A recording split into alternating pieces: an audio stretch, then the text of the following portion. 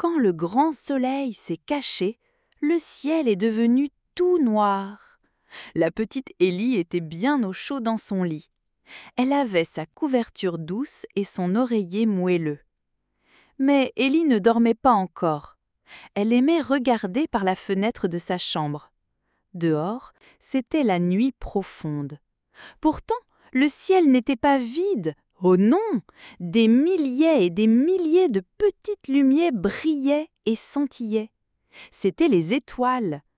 Elles clignotaient comme si elles faisaient des petits coucous avec leurs yeux de lumière. Ellie pensait au flocon de neige, celui qui s'était posé sur son nez. Le flocon qui avait brillé comme une petite étoile lui-même et qui lui avait murmuré une invitation. Ellie ferma doucement ses grands yeux verts. Elle rêvassait un peu, bercée par la douceur de la nuit.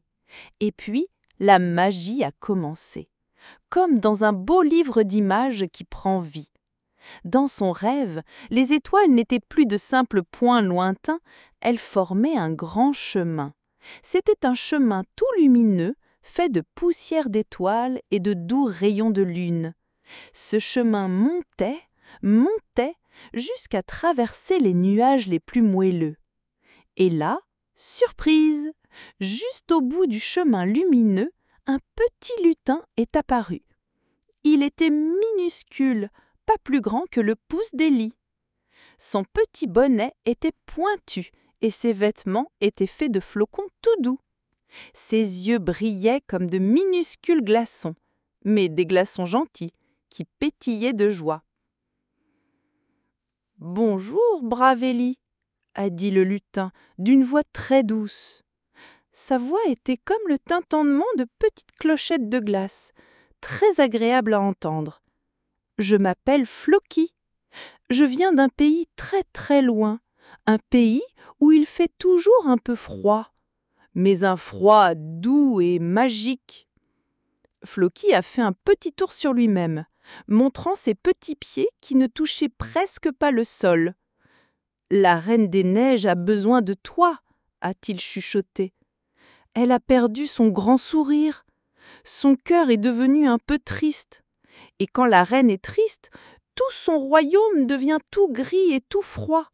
Les fleurs ne poussent plus, les petits animaux ne jouent plus, on ne rit plus.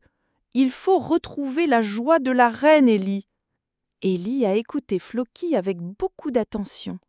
Elle n'avait pas peur du tout, au contraire.